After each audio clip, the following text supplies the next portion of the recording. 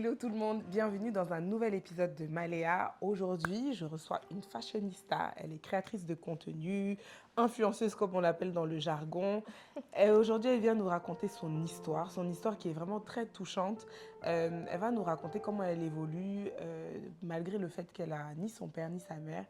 Parce que oui, elle est orpheline de père et de mère et elle arrive quand même à naviguer dans la vie, à se construire aussi bien que possible. Ouais. Et donc, elle va nous raconter ce magnifique parcours qui, je l'espère, va en édifier plus d'un. Bonjour Siata, Bonjour Mariam, comment tu vas? ça va, je vais bien et toi?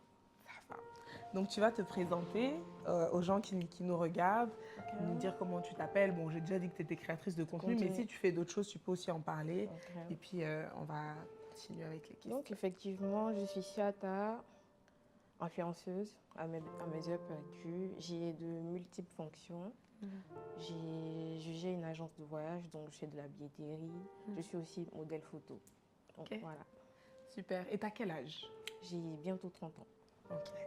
Donc, explique-nous un petit peu pour qu'on connaisse un peu le contexte dans lequel tu as grandi. Ok. Explique-nous, c'était quoi le quotidien de la petite Siata? Tu nais dans quel type de famille? Tu Ok. nais où? Ok. Et comment est-ce que tu évolues? D'accord. On va déjà dire que, excusez-moi, je suis un peu stressée, mais je vais faire l'effort parce que je ne suis pas une personne très expressive. Ouais. Et vraiment, le sujet qu'on va aborder, c'est un sujet dont j'aime pas parler.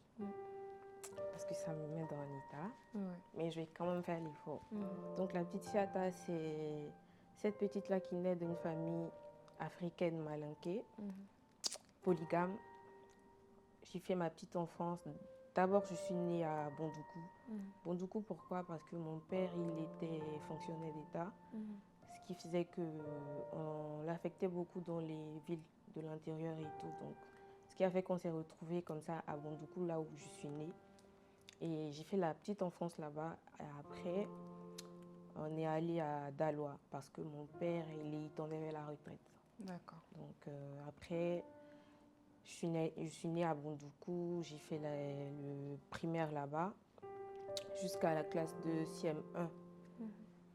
Après, on est parti à Daloa, vu que c'est là-bas que mon père il a construit et tout, et il était à la retraite. C'est là-bas que on devait carrément vivre. Enfin, c'était sa maison de retraite. Donc, on était là-bas, on était tous là-bas avec la famille et tout. Donc, tu dis que c'était une famille polygame. Il avait combien de femmes? Mon père, il avait 3 femmes. D'accord. Et ta maman était là quelle? La deuxième femme. D'accord. Ma mère, c'était la deuxième femme. Il avait une troisième.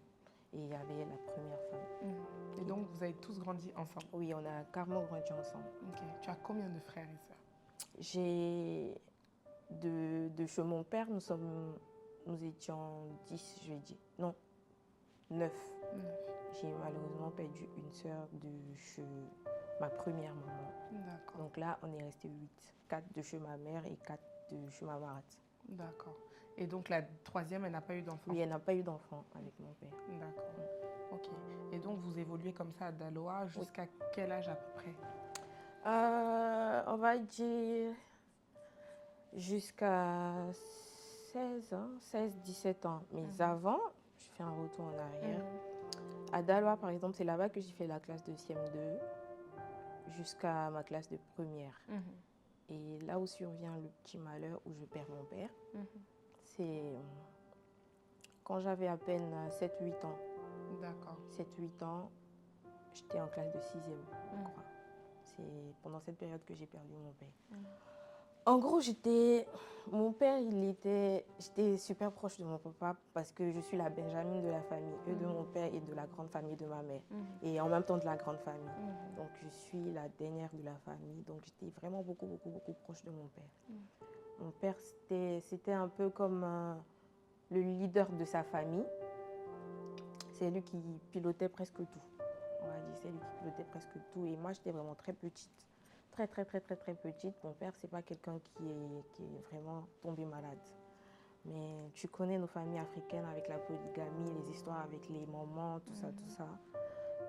Je pense, bien que j'étais très jeune, mais je pense que ce sont des choses qui avaient vraiment commencé à stresser un peu mon père. Ce sont des choses qui avaient commencé à le stresser et tout. Ça n'allait plus parce que ma mère et ma rate, c'était tout le temps des histoires, des histoires, des histoires et tout. Je vais peut-être revenir en arrière. quand on était à Bondoukou, par exemple, ma mère, c'était d'abord la femme qui n'a jamais été acceptée par la famille de mon père. Quand je dis jamais acceptée, ses frères n'ont jamais accepté ma maman. Donc franchement, elle a traversé beaucoup de choses dans son foyer. Mais bon, après, quand on a grandi, on a compris que ma mère faisait beaucoup de choses à cause de nous. Et ces situations-là, on va dire, vu que moi j'étais la dernière de ma mère, j'ai franchement vécu beaucoup de périodes sombres avec ma mère. Parce que ma mère, c'était celle que mon papa battait tout le temps. Il la mettait dehors. Franchement, c'était pas facile. Et c'était devant toi, c'est des Oui, choses que tout tu as ça, vécues. ce sont des choses que j'ai vécues. Donc après l'épisode 6, c'est comme ça qu'on part à Daloa. Mon père, il était à la retraite et tout. Il y avait tellement d'histoires. Un soir, il a décidé de voyager. Il a décidé de voyager, il a réuni toute la famille. Il a essayé de dire que, voilà, il doit voyager, il veut venir à Abidjan, se reposer un peu et tout. Il faudrait que ma mère... Par contre, vu qu'il y avait beaucoup d'histoires, en fait, dans le foyer et tout, mon père, il n'était pas du tout proche de ma mère. Il n'était pas du tout proche de ma mère, c'était tout le temps des histoires. Mais quand il a commencé à aller à la retraite, je pense qu'il a commencé à comprendre beaucoup de choses. Et c'est comme ça qu'il a commencé à se rapprocher un peu de ma mère. Et ça a créé d'autres choses chez la première maman et tout. Donc,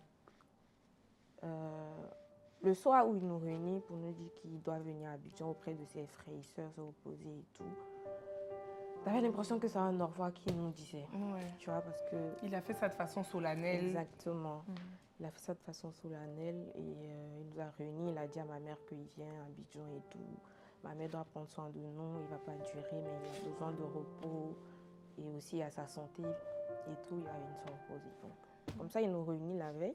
Il n'y a pas de problème, nous, on sait que notre papa doit voyager et tout. Donc, la veille de son voyage, comme dans les familles africaines, je précise que je viens d'une famille très, très, très, très musulmane. Mon père, il était beaucoup attaché à la religion et tout. Donc, c'était les familles comme à 5 h du matin, on doit se réunir, tout le monde est là pour faire la prière, tout ça.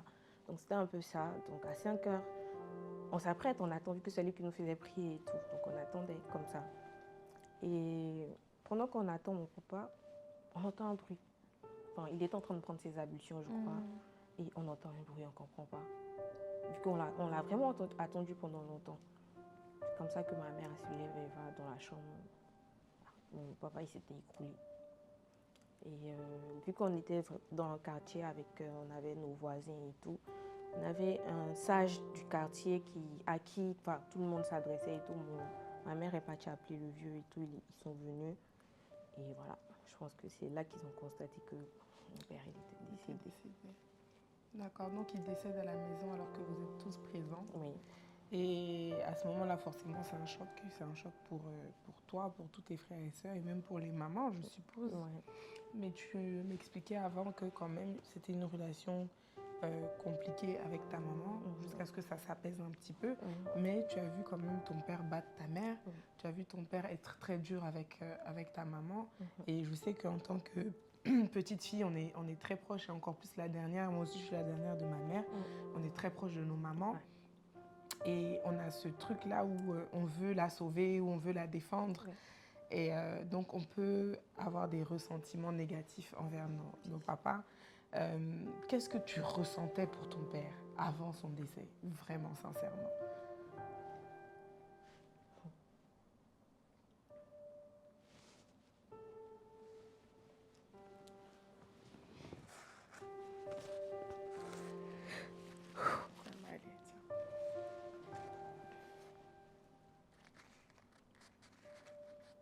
Prends ton temps. Franchement, je sais que c'est un exercice très, très, très difficile parce que c'est des moments où, en fait, tu as tellement d'émotions, et tu veux pas mal parler d'un défunt, surtout quand c'est ton papa. On a tous nos histoires. Je sais que c'est compliqué, franchement. Je compatis complètement. Après, mon papa, c'est quelqu'un que j'aimais beaucoup parce que j'étais beaucoup proche de mon père. Mais bon, en fait, c'est resté un traumatisme parce que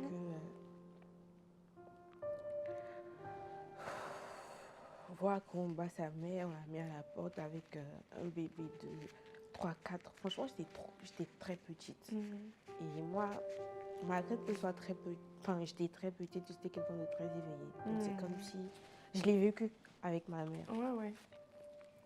J'ai pas j'avais vraiment pas un sentiment de dégoût pour mon père parce qu'après, il restait mon papa. Ouais. Et avec l'éducation qu'on a reçue chez nous, par exemple, on dit que les histoires des parents, ça n'intéresse pas les enfants.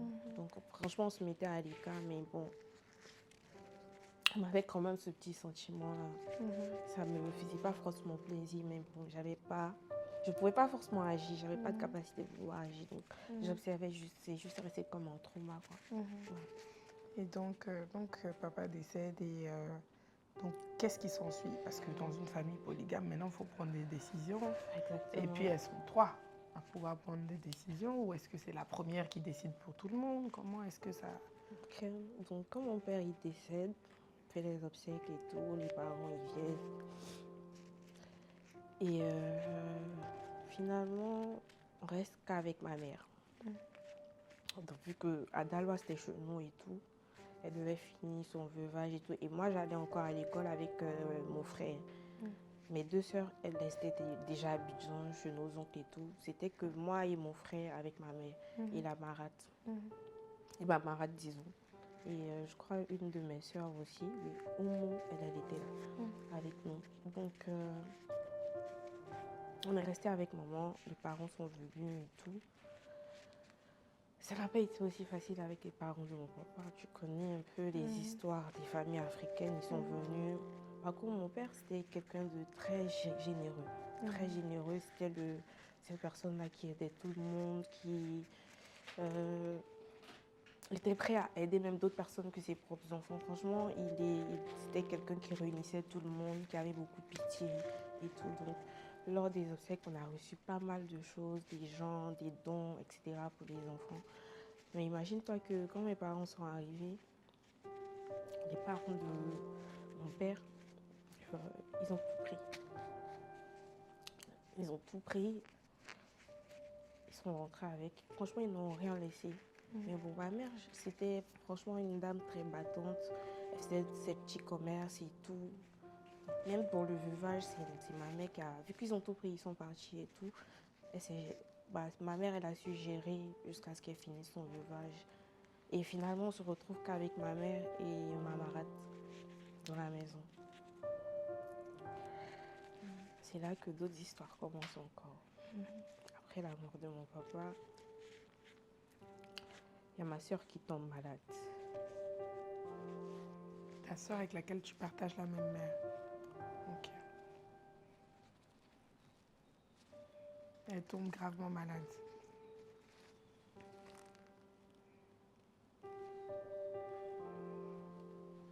Tu veux qu'on fasse une petite pause? Non, ça va. On peut.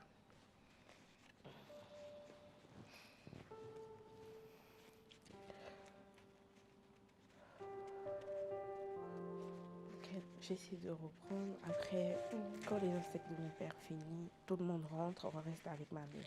Ma soeur qui tombe malade, par contre, elle était à Abidjan.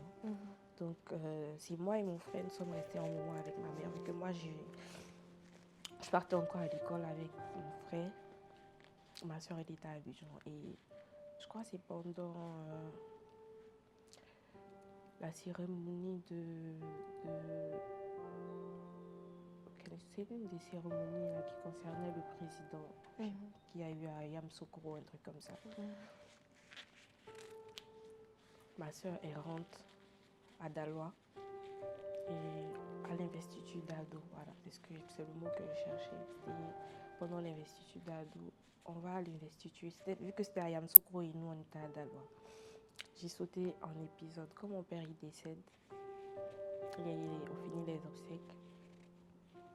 Il y a le frère de mon père qui se présente comme quoi il veut prendre ma mère. Il veut l'épouser. Il veut l'épouser. D'accord. Oui, parce que c'est quelque chose qui se fait couramment dans nos cultures. Quand un homme décède, son frère peut épouser la femme qui est veuve, histoire qu'elle ne reste pas veuve, justement. Oui. Alors que, franchement, on n'avait pas de bon rapport avec nos oncles et tout.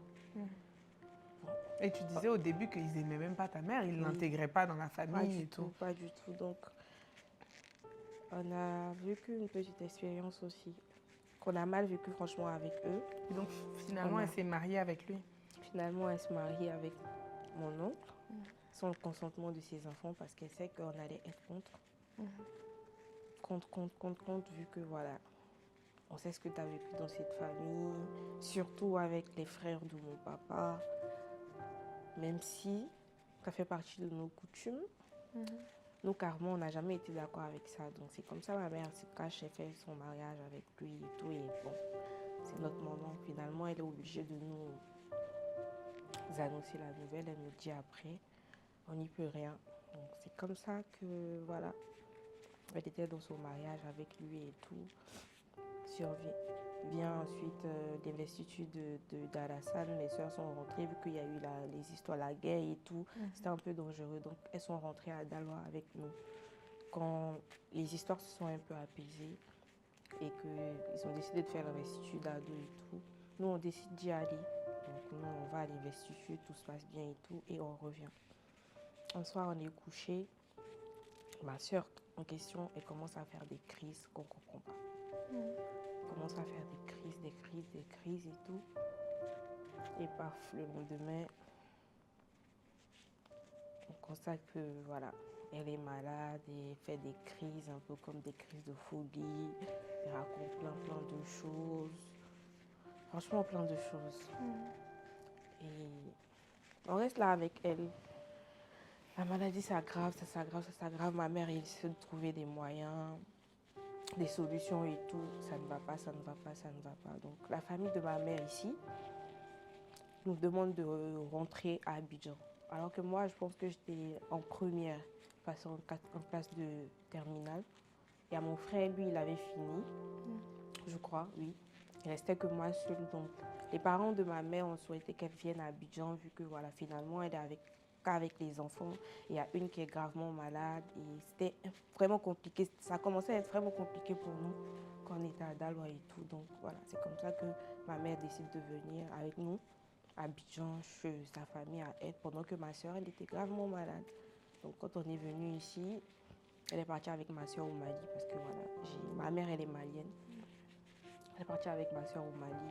Ils ont pu soigner un peu ma soeur et elle est revenue.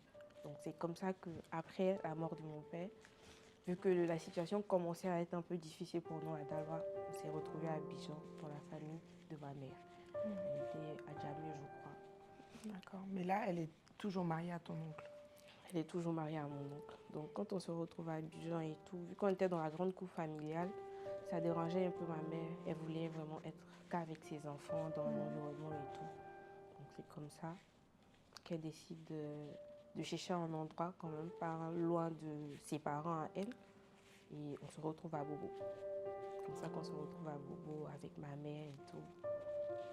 Et c'était comment à Bobo? On grandit comment? Vous aviez votre espace à vous? Oui, on a pris un appartement. C'était moi, ma mère, mon frère, parce que ma mère, elle a eu qu'un seul garçon. Mon frère et mes deux grandes sœurs. Et là, ta sœur, son état était stabilisé? Oui, ou son état était stabilisé. C'était stabilisé. Donc, on reprend à nouveau une autre vie avec notre maman. C'était pas facile, j'avoue, parce que ma mère... T'avais quel âge à peu près? J'avais 17-18 ans. J'avais 17-18 ans. Okay. Donc, on reprend à nouveau une vie avec ma maman et tout. C'était pas facile. Ma maman, franchement, elle s'est battue pour nous. C'est une dame qui n'est vraiment pas allée à l'école, mais bon, elle a mis tous les moyens pour voir ses enfants réussir, quoi. Parce que toute sa vie s'est tenue. Déjà qu'elle avait vécu des situations très difficiles dans son foyer avec mon père et tout. Donc, franchement, c'était que ma mère se battait pour nous. Donc, on se retrouve à Bobo. Nous-mêmes, on voit la situation, on commence à grandir. Mes soeurs et moi, on commence à grandir, on voit la situation. Donc, ma mère, elle continue dans son commerce, elle vendait son riz et tout. Après, c'était nous, vu qu'elle avait commencé à vieillir un peu quand même. Donc, on aidait ma mère. Vous l'aidiez dans son commerce? Dans son commerce et tout. Et vous n'aviez aucune aide de la famille de votre père? Non. Parce qu'après la mort de mon papa, Ils nous ont tous abandonnés avec ma maman. Malgré le fait qu'elle était toujours mariée dans la famille. Oui.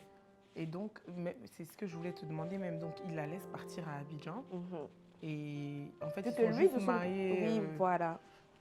Ok. Vu que lui, il avait aussi sa famille, il était déjà marié et tout, il avait sa famille. Il vit à Abidjan aussi ici. Mais est-ce qu'il était un poids pour elle quand même? Ou est-ce que juste, bon, il l'a laissé livrer à elle-même? C'était un poids pour elle, oui, parce qu'on l'a constaté après, quand ma soeur, la même, elle pique une deuxième crise. Puis qu'une deuxième crise, là, c'était vraiment, vraiment, vraiment compliqué. C'est là qu'on commence à entendre beaucoup de choses de nos parents, surtout de celui qui a épousé ma mère. Franchement, c'est pas l'homme qui l'aidait.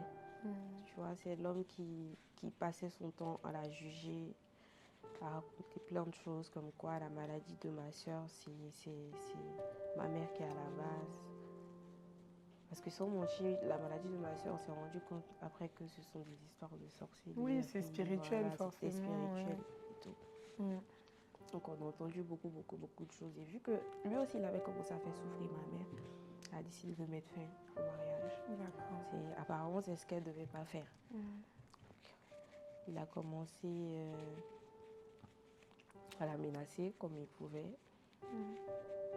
Franchement, c'était beaucoup, beaucoup de menaces. Vu que ma mère n'est pas allée à l'école, donc elle n'arrivait pas à lire. Donc imagine-toi que c'est moi, je prenais son téléphone à chaque fois. Vu qu'il il appelait, il faisait tout, elle ne répondait pas. Donc tous les messages qu'il lui envoyait, c'est moi, je lisais et moi, j'essayais de traduire. Et je lui expliquais. J'ai encore les messages dans mon téléphone qu'il envoyait à ma mère.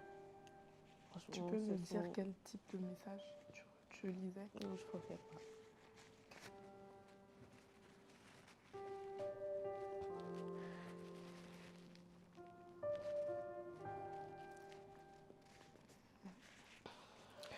Je préfère pas, mais c'est beaucoup de méchanceté.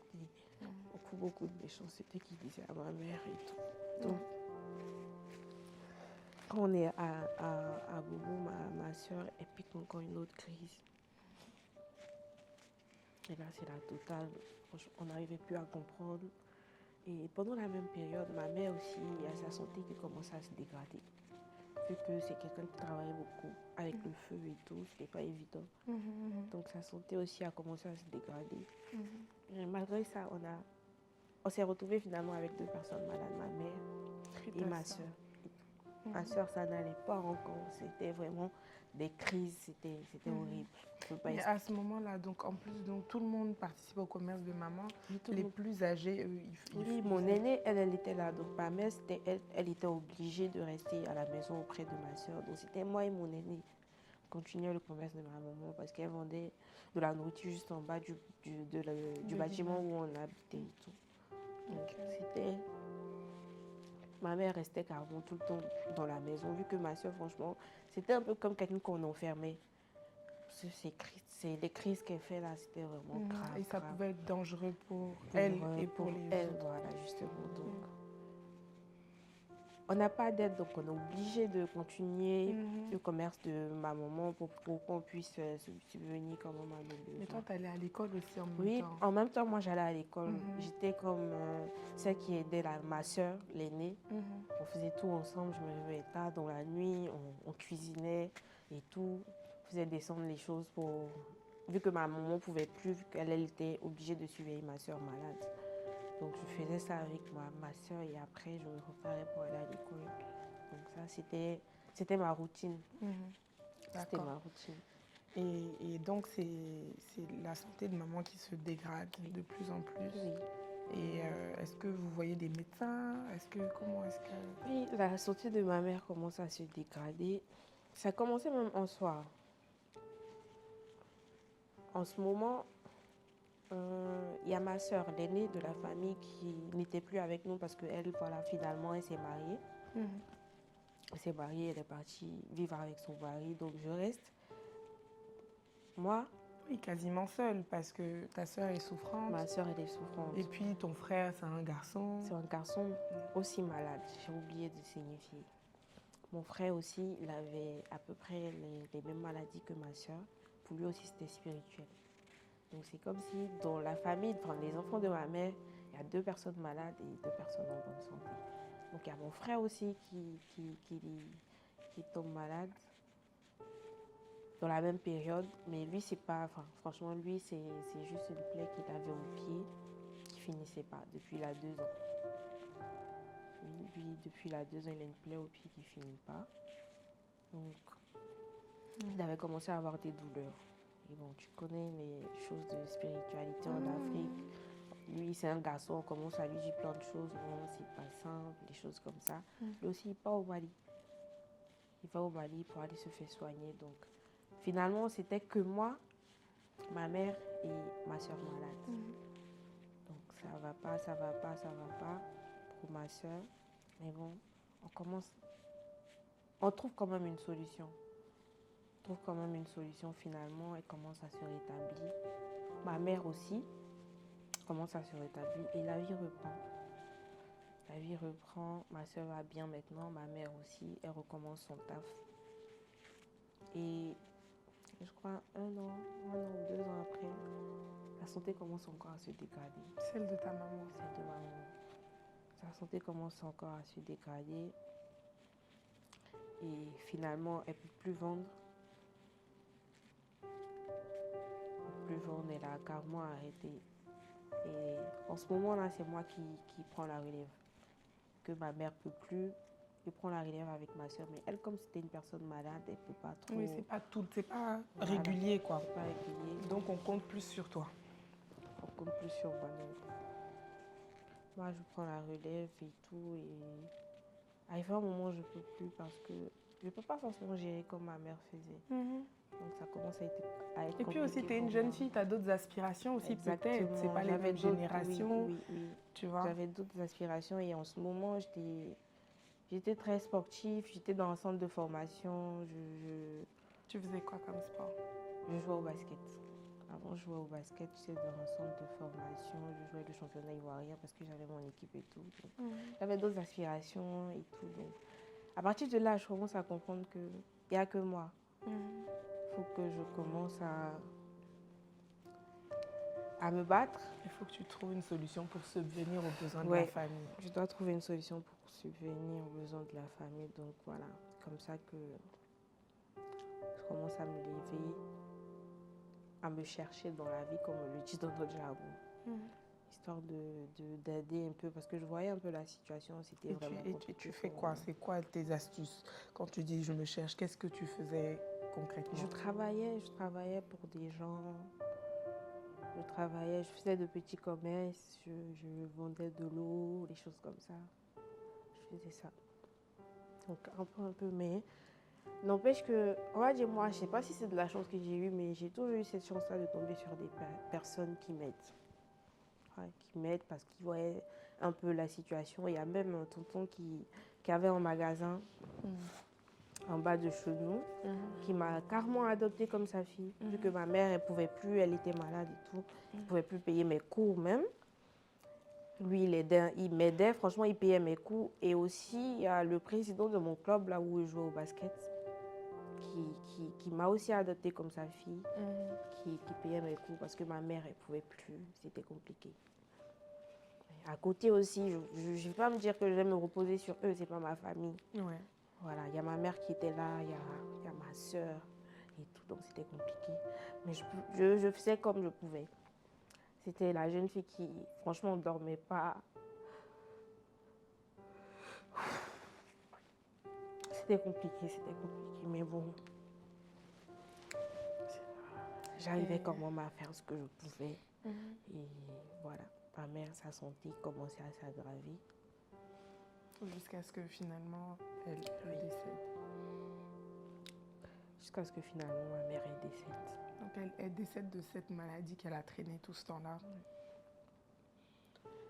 Comment est-ce que c'est quelque chose, ça s'est passé un peu comme papa, où c'était à la maison, ou est-ce qu'elle est partie à l'hôpital? Non. Elle, contrairement à mon père, c'est... Un soir, franchement, ça n'allait pas. Ça n'allait pas. Ce soir-là, je crois, moi, je n'étais pas à la maison. C'est ma soeur malade qui était là, avec elle. Ce jour-là, je pense qu'il y avait un entraînement, un truc comme ça. J'étais à l'entraînement et tout. Et il y a ma soeur qui m'appelle de venir à la maison. Il y a ma mère qui se sent mal et tout. Ça va pas, ça va pas, ça va pas. Au cours de sa maladie, on va dire, on est allé à l'hôpital. On ne sait pas exactement ce que ma mère elle avait. Au Il n'y début, a je sais eu qu'elle aucun avait diagnostic. aucun. On ne sait pas ce qu'elle avait. Mais elle se plaignait de quel type de douleur? Elle se plaignait de douleur à la poitrine. Et vu qu'on la connaît, elle avait l'ulcère. Ok. Donc, automatiquement, moi, je pense que c'est ça. Peut-être c'est une crise. Elle commence à franchement avoir mal. Mais bon, non. On va à l'hôpital. On nous dit non, c'est pas ça. On voit rien. Au début, on voyait rien. Jusqu'à ce que on nous dise elle a un problème au niveau de la gorge. Qu'on doit l'opérer. Donc, on ne sait pas. Elle souffre. On n'arrive pas à nous dire exactement la maladie qu'elle a, mais après, on dit elle a un problème à la gorge, on doit l'opérer et tout. Genre comme si elle avait une tumeur. Exactement. Donc, on l'opère. On l'opère, ça va. Ça commence à aller un peu, mais bon, c'est plus notre maman, quoi. Tu sens que elle est aussi devenue une troisième personne malade dans notre mère. Donc elle quitte l'hôpital quand même, elle revient à la maison. Elle revient à la maison. Et voilà, ça commence à aller, on traîne. Et en soi, franchement, la santé se dégrade carrément. Moi, je n'étais pas à la maison. C'est ma soeur qui m'appelle. Ah, ça va pas. Il faut que tu rentres. On va envoyer maman à l'hôpital. Donc, c'est comme ça que moi, j'arrive. Mais il y a un petit détail qui m'a paru un peu bizarre. C'est qu'elle arrivait carrément plus à manger. Vu que moi, j'étais aussi là. Hein. C'est que ce soit là que je n'étais pas là. Donc, c'est... Moi, je m'occupais carrément de ma maman. Arrivé un moment, elle n'arrivait plus à manger, des choses comme ça. C'est moi, je lui donnais à manger. C'est moi, je lui faisais prendre sa douche, tout ça. Donc, j'arrive, je vois qu'il y a la poitrine de ma mère qui est brûlée partout. Je ne comprends pas. Donc, je demande à ma soeur, mais il y a eu quoi? Oh, elle me dit, comme elle devait prendre ses médicaments et ça n'allait pas, qu'elle lui a juste fait de l'eau tiède. Pour qu'elle puisse prendre le café, manger au moins quelque chose. Et ça s'est versé. Voilà, c'est-à-dire de l'eau tiède qui ne peut même pas brûler quelqu'un, qui est versée sur sa poitrine, qui a carrément enlevé la peau. Donc je regarde, je ne comprends pas, mais bon, après je pense que j'ai compris. Donc là, je vois qu'elle souffre. Donc c'est comme ça qu'on l'apprend. J'appelle sa petite soeur, vu que là, sa petite soeur aussi qui était là. Pas avec nous, mais qui est mariée de notre commune. Je l'appelle pour dire, ah, là, il y a la santé de maman, ça ne va pas. Donc on veut aller avec elle à l'hôpital. En temps, pendant ses traitements et tout, elle a son frère, bon, c'est son cousin, mais bon, c'est sa tante qui l'a élevée et sa tante n'avait pas d'enfant-femme. Donc ma mère était considérée comme voilà, son enfant-femme. Donc c'est comme si j'appelle mon oncle et tout. Ah, il y a ma mère, ça va pas. Donc on la prend, on l'envoie à l'hôpital. D'abord, on va à l'hôpital à Djamé. Il n'y avait pas de place. Autant histoire de douleur, on ne comprenait pas. On nous dit non, finalement, il n'y a pas de place ici, il faut qu'on l'emmène au CHU de Treichville. C'est comme ça qu'on va au CHU de Treichville. Hospitalise et tout. On commence à suivre les soins. Mais bon, moi-même, quand j'observais ma maman, franchement, je savais que ma mère, elle n'allait pas rester. Je savais, mais bon, j'espérais quoi. Je me disais que non, ça allait aller, ça va aller. Donc, on l'envoie au CHU de Treichville et tout. À la veille de la mort de ma mère, on était tous là dans la chambre, vu que ma soeur malade, là, ma mère n'aimait pas qu'elle vienne trop à l'hôpital. Donc, je suis carrément restée là. J'ai fait, je crois, 3 jours avec ma mère à l'hôpital. Donc, la veille de la mort de ma mère, elle est couchée. Elle avait même perdu l'usage de la parole. Elle a perdu l'usage de la parole, donc elle était couchée. Et c'était comme ma mère, elle nous observait. Et ses larmes ont commencé à couler, mais elle ne peut pas dire de mots. Pas parler, ouais. Donc, moi, j'essaie de lui dire, mais maman, il y a quoi? Parle, mais elle ne parle pas. Elle parle pas. On était là. Et tu ne peux pas t'imaginer, mais bon, ma mère, elle a commencé, il y a le sang qui a commencé à sortir de ma mère. Je ne comprenais pas. Franchement, on n'a jamais compris ce que ma mère, elle avait. On n'a jamais compris ce que ma mère, elle avait. Donc, finalement, Dieu a décidé de prendre la vie à ma mère. Ça n'a pas été facile. J'imagine. Ma mère, elle est décédée le lendemain, ma mère, elle est décédée.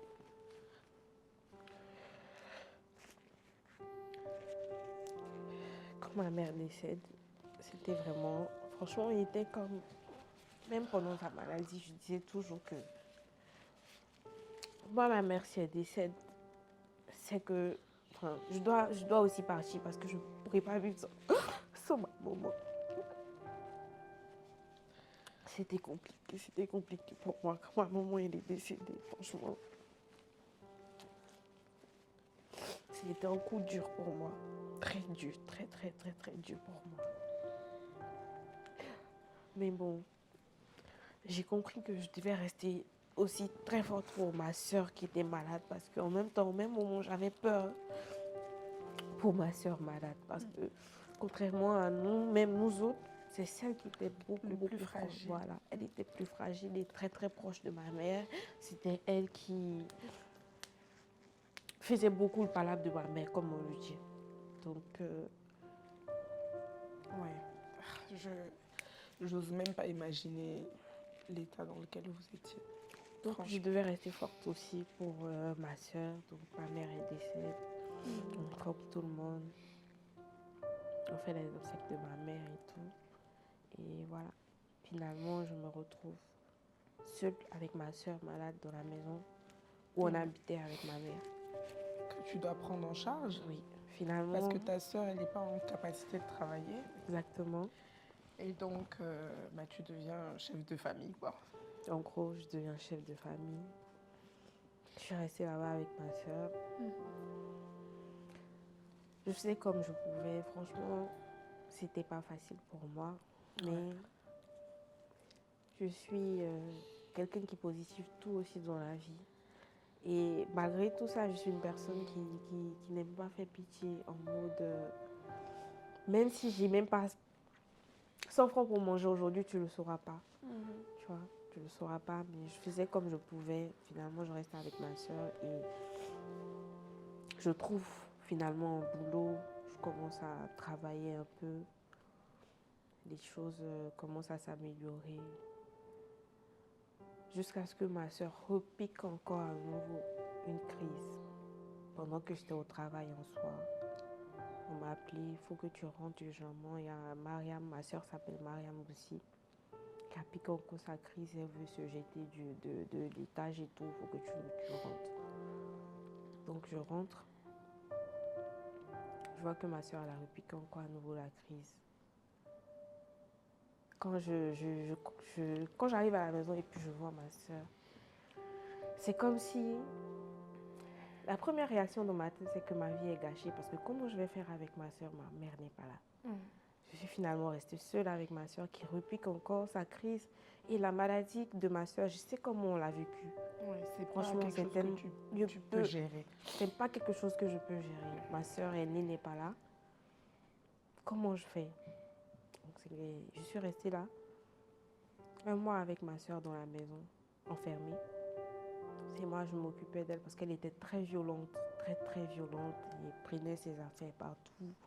Elle jetait, elle déféquait sur elle. Ça dit, c'était pas quelqu'un de normal en fait.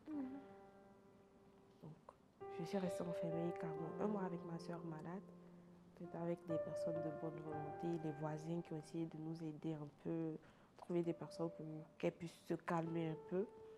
Mais bon, ça n'allait pas. Donc là, j'étais obligée de faire appel à mes parents paternels. Mais je précise que quand ma mère elle est décédée aussi, ils étaient où?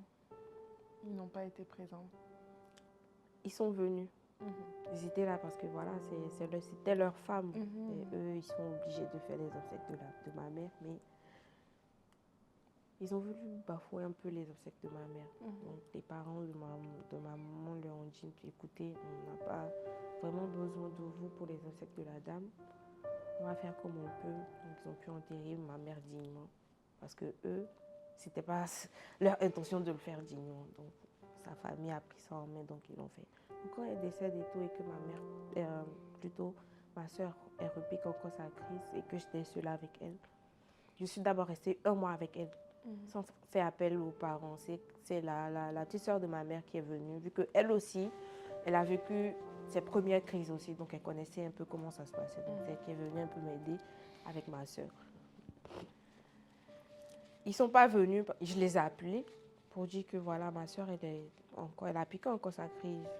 Donc, il faut que vous veniez voir son état, parce que finalement, je suis seule avec elle et ça commence à se compliquer. Moi, j'ai arrêté carrément de travailler parce qu'il n'y avait personne pour la surveiller. Je ne pouvais pas la laisser comme ça aussi. Donc, il faut que vous veniez parce que ça se dégrade de jour en jour.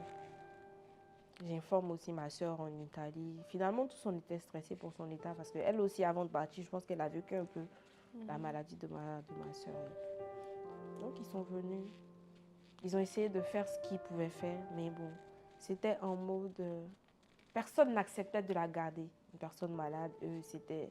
Tout le monde essayait de se désengager. Et puis aussi, c'est stigmatisé parce que comme tu disais au début, les gens se disent qu'elle est folle. Exactement. Donc, la folie, c'est le truc que tout le monde fuit en Afrique. Comment je vais être avec une personne qui pique des crises? Mais tout le monde la fuyait et tout, donc finalement, je suis restée qu'avec elle. Et ma soeur en Italie, elle nous a dit, bon, écoute, vu que c'est au Mali, à chaque fois, on arrive à Trouver des solutions, de petites solutions. Il faut qu'on l'envoie au Mali. Donc, on a ensemble avec ma soeur, on a pu envoyer, pour l'envoyer. On a cotisé un peu et on l'a envoyé au Mali. Donc, finalement, elle part au Mali. Grâce à mon frère qui était déjà, vu que lui aussi il était déjà allé se faire soigner, c'est lui qui dit, écoute, mais bon, là où moi je suis, j'ai essayé d'expliquer un peu à celle qui me soigne ici. Elle a dit, il n'y a pas de problème, que voilà, Mariam peut venir. Elle va voir ce qu'elle peut faire aussi pour pouvoir nous aider. C'est comme ça qu'on envoie ma soeur aussi là-bas, voilà. Elle reste là-bas. Elle y est encore même. Et finalement, je me retrouve seule. Je me retrouve seule. Mon frère et ma soeur sont plus là, je suis seule et tout. Et je décide comme ça de déménager de là où on était, de me prendre une maison et voilà. Finalement, j'étais devenue la boussole de la famille en fait. Il faut que je me lève, cherche à faire quelque chose pour pouvoir subvenir aux besoins de mes frères et sœurs qui sont des personnes vulnérables, malades, qui peuvent rien faire pour eux. Surtout qu'ils sont en soins au Mali, mais il faut payer. Exactement. C'est pas gratuit. Ils ne sont pas juste là-bas logés, nourris, blanchis. Exactement. Donc, elle, quand elle repart, je reprends le travail. Je reprends le travail. En ce moment, je travaillais. J'étais gérante d'une agence de voyage. Je faisais de la billetterie et tout. Donc, je reprends le travail. Je décide de déménager et de rejoindre, de venir dans un quartier. En ce moment, en même temps, j'étais dans mon amitié avec ma copine Linda, qui a aussi été une grande aide pour moi. Je lui fais un petit coucou aussi en même temps. Donc, je rejoins, je me rapproche un peu de mon ami et tout. Je prends une maison. Avec le travail, voilà, ça commence à aller. Ça commence à aller et paf, je tombe dans une dépression. Parce que finalement, je me suis retrouvée seule. Et puis, tu n'as pas fait ton deuil? J'ai vraiment pas fait mon deuil. Et me retrouver seule, c'était vraiment quelque chose qui commençait à peser sur moi. Et tu appelles ça une dépression en tant que telle. Comment ça se traduisait? Oui. Ça se traduisait. Je commence à faire une dépression, je commence à me renfermer, j'aimais plus le monde, j'aimais juste rester enfermée. Je pleurais tout le temps parce que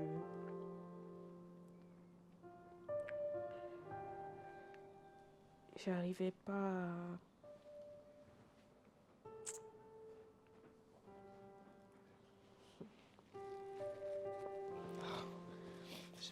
va changer le cadre, mais vraiment, je ne peux pas rester loin d'elle.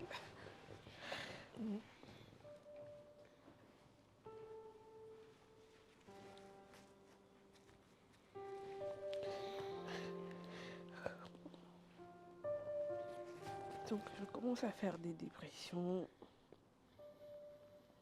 Je commence à tomber malade. Il n'y a rien qui allait. J'avais des envies de suicide parce que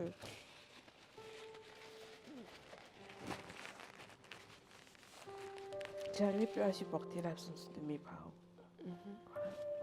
Surtout celui de ma mère.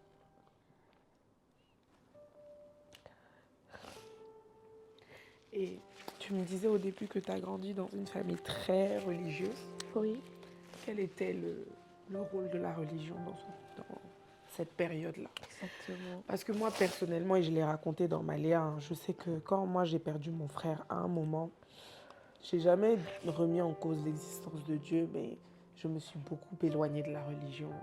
Et souvent, il y a des gens, au contraire, ils se rapprochent beaucoup de la religion, ça les apaise. Mais moi, au contraire, je me disais pourquoi, en fait? Pourquoi? Si tout ce qu'on prie est vrai, pourquoi? Tu vois, donc je sais que ça peut nous éloigner. Ça ne devrait pas, mais toi, c'était quoi ton expérience? Donc, contrairement à toi, on va dire, moi, je me suis plus rapprochée de la religion. Déjà, comme j'ai dit, je viens d'une famille très, très, très musulmane. C'était d'abord la religion chez nous. Donc, dans cette période-là, on va dire, je me suis plus rapprochée de ma religion. À chaque fois que je sentais que j'étais pas bien, j'étais dans la prière. Donc, on va dire que c'est la prière qui m'a beaucoup aidée dans cette période de dépression. C'est vraiment la prière qui m'a aidée. Et tu n'en parlais à personne? Oui, j'en parlais à personne, même à mes amis. Même à mon ami avec qui j'étais H24, c'était un peu compliqué pour moi parce que comme je l'ai dit, je suis cette personne qui n'aime pas faire pitié. Et je suis aussi cette personne qui ne parle pratiquement pas. Voilà. Je garde tout pour moi en fait. Parce que pour moi, j'ai l'impression de déranger les gens. J'ai l'impression de déranger les gens en parlant ou en leur racontant des choses et tout. Donc, je gardais tout pour moi. Mais bon, aux yeux de mes amis, je faisais tout le temps comme ça allait. Genre, j'ai aucun problème. Mais au fond, je savais ce que je vivais et tout. Donc. Et donc, bon, même si tu n'en parlais pas à tes amis, je suppose quand même qu'il y a des moments où, quand on disparaît, forcément, ça inquiète. Quand on est dans son coin, forcément, les gens se posent des questions. Oui, mais mes amis, elles s'inquiétaient. Et qu'est-ce que tu répondais? Elles s'inquiétaient quand elles ne me voyaient pas. Je leur disais juste que non, je suis malade.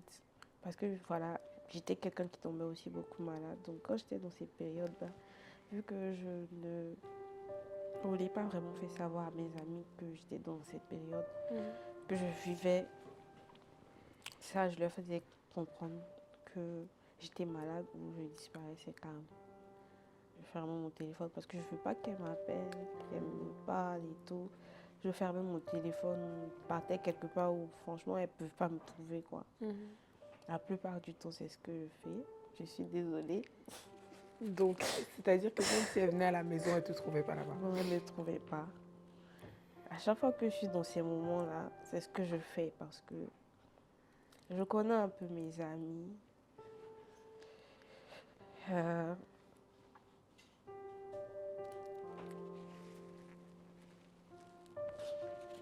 s'inquiète beaucoup pour toi. Oui. Ça, je sais. C'est ce que je te disais tout à l'heure d'ailleurs. Elles ont vraiment été une grande aide pour moi. C'est vrai que je suis celle qui... Même à mes amis, souvent j'ai peur de parler. Mais voilà. Mais quand j'entends ton histoire, je comprends. Hein? Je comprends, c'est pas évident de se confier aux gens. Quand on ne peut pas se réfugier même dans sa famille, c'est pas aux gens de dehors qu'on va vouloir se réfugier. Donc, finalement, je me suis retrouvée seule. depuis ce moment. Et j'ai beaucoup des moments de dépression parce que j'arrive pas forcément à supporter. Et comme on dit, on finit jamais de faire le deuil de ses parents. Et moi encore, ce sont les deux. Franchement, c'est compliqué pour moi. C'est compliqué pour moi, mais bon. Et est-ce que tu as déjà pensé à la thérapie? À aller voir un psychologue? Oui, un moment. Et tu l'as fait? Non. Pourquoi? Pourquoi je ne l'ai pas fait? Je me dis que je pense pas qu'un psy puisse vraiment m'aider. Voilà. J'arrive à guérir tout seul. Sauf que... T'as l'impression d'être guérie là, sincèrement? Tu sais, dans le deuil, il y a des étapes que tu es obligé de traverser si tu veux vraiment. Tu sais, de toute façon, moi, je crois même pas à cette affaire de faire son deuil. En réalité, je me dis qu'on apprend à vivre avec et voilà. Mais tu sais, tu as des étapes quand même que tu dois passer. Tu vois, tu dois pouvoir accepter. Et parfois, on est coincé dans notre esprit où on veut toujours essayer de comprendre pourquoi. Mais surtout dans ton cas, avec tout ce que tu m'as expliqué, le pourquoi, tu l'auras peut-être jamais. Tu vois, tu l'auras peut-être jamais. Et c'est ça que tu dois accepter. Et pour accepter ça, il faut parler. Faut parler. Quand on parle à quelqu'un qu'on connaît, je sais que là, cet exercice, il est très difficile pour toi. Et encore moi, voilà, je ne te connais pas aussi personnellement que tes amis avec qui tu es tous les jours. Donc, c'est peut-être même un peu plus facile de te livrer. Mais se livrer à un inconnu et surtout à un spécialiste, c'est quelque chose qui peut t'aider quelque part. Moi, vraiment, je pense que c'est quelque chose que tu devrais essayer. Moi, je l'ai fait, je l'ai dit ici plusieurs fois. J'ai essayé, je ne dis pas que ça a changé ma vie, pas du tout. Et je ne suis pas allée régulièrement, je suis allée une fois en passant. Et puis après, je suis retournée une fois. Mais en fait, ça te permet de te dire que ta vie, ce n'est pas une fatalité. Et moi, il y a quelque chose aussi que je veux te dire, c'est que tu l'as dit toi-même tout à l'heure, c'est que tu as une chance, que malgré toutes ces épreuves-là, que tu puisses être là, assise, que tu travailles, que tu sois en bonne santé de façon générale, même si parfois tu peux tomber malade et tout, que tu puisses te tenir debout et subvenir à tes propres besoins et subvenir aux besoins de deux personnes. C'est pas donné à tout le monde. Ouais. Tu vois, c'est vraiment pas donné à tout le monde. Et rien que pour ça, enfin, ta résilience, ta force, ta positivité. Moi, si je n'avais pas écouté ton histoire aujourd'hui, j'aurais jamais cru ça. Pourtant, je te vois tout le temps. Ouais. Et c'est fou. C'est fou. C'est fou. Ta vie, c'est pas une fatalité. C'est dur. Ouais. J'ai rarement entendu une histoire qui m'a autant troublée. Mais c'est pas une fatalité. Si tu es là aujourd'hui, c'est parce que tu peux faire d'autres choses. Oui, franchement, après tout ça, c'est des choses que je positive. Je me dis que Dieu ne fait rien au hasard. Tu vois, si c'est moi qui l'a choisi, c'est que j'ai les capacités de pouvoir les surmonter. C'est ça. Donc, bien que j'ai des moments comme ça, mais je reste une personne quand même forte. Je reste une personne quand même forte. Et je me dis désormais que je dois me battre. Je dois réussir pour faire plaisir à mes parents. Je dois être cette femme forte-là que j'ai toujours été. Et tu dois commencer ton deuil. Ça, c'est important. C'est ça. Il faut que tu commences ton deuil. Il faut que tu acceptes. Parce que je n'ai pas vraiment fait le deuil de mes parents. Ce sont des choses qui me reviennent tout le temps, qui me freinent par moments dans mon évolution. Parce que quand je me retrouve dans ce genre d'état-là, c'est comme si j'existais plus. Tu m'épouses à tout. Je m'épose à tout et j'ai envie d'être loin de tout. Je me dis que, voilà, j'ai carrément envie de m'isoler. Et tu sais, il y a tellement de gens qui te prennent pour exemple. Oui. et qui vraiment t'es une source d'inspiration pour tellement de filles Ouais.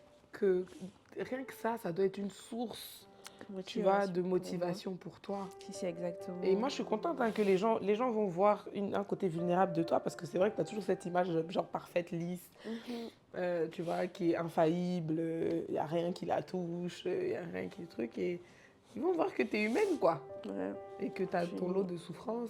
Exactement. Ouais. Voilà. En tout cas, merci. Merci d'avoir partagé ça avec moi. C'est super précieux pour moi, franchement. De rien. Merci ça n'a pas beaucoup. été facile, mais Si bon. tu as un message à dire aux personnes qui nous regardent, tu peux regarder juste ici. Ok. Un dernier mot pour les motiver. Exactement. Bon. Mon mot de fin sera les personnes qui sont dans la même situation que moi, c'est de ne jamais abandonner, de ne jamais se dire que voilà, c'est pas parce qu'on n'a pas nos parents que on ne peut pas être, je perds mes mots, mais je vais les retrouver. Il faut rester forte, il faut positiver tout et de jamais se décourager. C'est ce que je peux leur dire. Et de surtout faire le deuil parce que moi, je suis la femme forte que vous voyez, mais au fond, je suis quelqu'un qui n'a pas vraiment de vie, qui vit avec beaucoup de blessures. Mais bon, de toutes les façons, c'est la vie, on n'a pas le choix. Donc,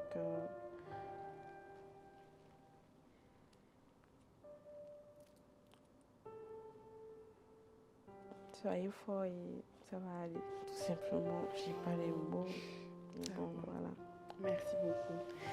Merci Siata pour ce témoignage fort, tellement puissant, tellement édifiant. Et moi-même, j'en ai tellement appris sur toi et tu es un exemple de résilience, vraiment.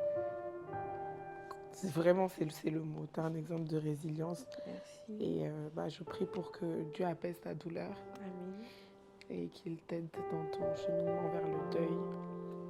Et on fait des coucous à papa et à maman qui nous regardent d'en haut. Et voilà, merci à vous d'avoir regardé cet épisode de Maléa. Je sais que vous avez pleuré aussi, c'est sûr. C'est sûr, et on se dit à bientôt pour un nouvel épisode. Merci beaucoup. Merci. Oh. C'est trop.